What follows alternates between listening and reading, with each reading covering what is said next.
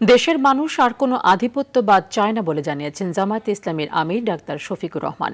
কুমিল্লার ১৪গ্রাম pilot school মাঠের নির্বাচনী জনসভায় ভাষণে তিনি কথা বলেন। তাহেরকে অনেক বেশি চিনেন। আমি এটা বিশ্বাস করি, ১৪গ্রাম উপজেলার শুধু রাস্তাঘাট নয়, প্রতি ইঞ্চি মাটি সৈয়দ আব্দুল্লাহ মোহাম্মদ তাহেরকে চিনে এবং ভালোবাসে। কাজেই তার পরিচয় আপনাদের সামনে তুলে ধরা এটি অনেকটা মাসির সামনে মায়ের গল্প বলার মতো। আমি শুধু সংক্ষেপে এই কথাটি বলবো, ইনশাআল্লাহ আল্লাহর পর আস্থা রেখে ভরসা রেখে বলতে পারি যে বাংলাদেশের মানুষ একটা পরিবর্তন চায়।